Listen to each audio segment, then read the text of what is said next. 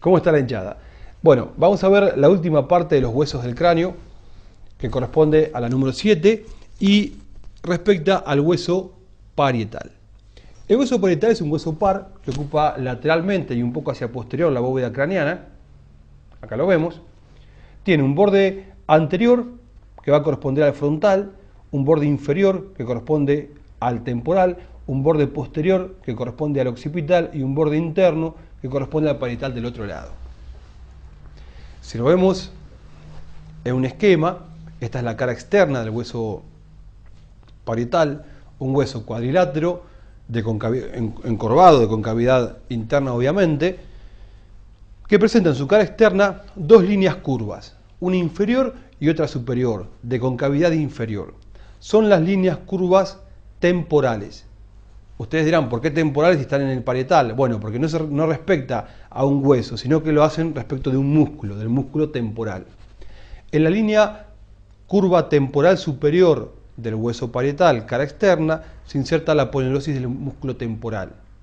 En la línea curva temporal inferior de la cara externa del hueso parietal se inserta el músculo temporal, que de ahí va a ir a el hueso maxilar inferior o mandibular, al cuello a la apófisis coronoides.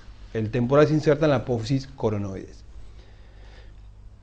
Y en el ángulo superior y posterior superior, tenemos el agujero nutricio o el agujero parietal, no nutricio, el agujero parietal por donde pasan algunas venillas emisarias.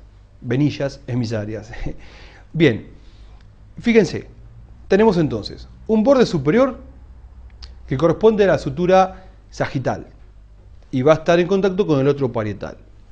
Un borde anterior que corresponde a la sutura coronal y lo va a separar o lo va a unir en realidad al hueso frontal.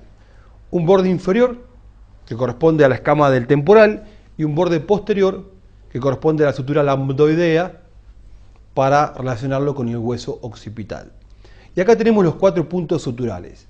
Bregma entre el frontal y los dos parietales, lambda entre el occipital y los dos parietales, pterion entre frontal, ala mayor del esfenoides y temporal, y asterion entre la porción mastoidea del temporal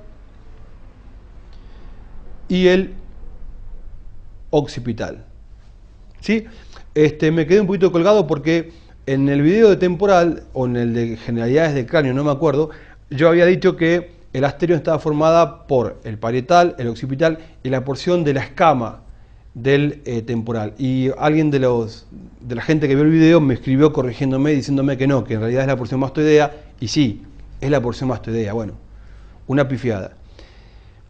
Y esto es importante, acá arriba, fíjense, en el borde superior del parietal hay un segmento que no tiene dientes o que es más lineal, que se denomina ovelio. Se suele preguntar qué es el ovelio. Bueno, entonces el ovelio es la porción del borde superior de los parietales que carece de dientes, es más recta, correspondería a una sutura armónica.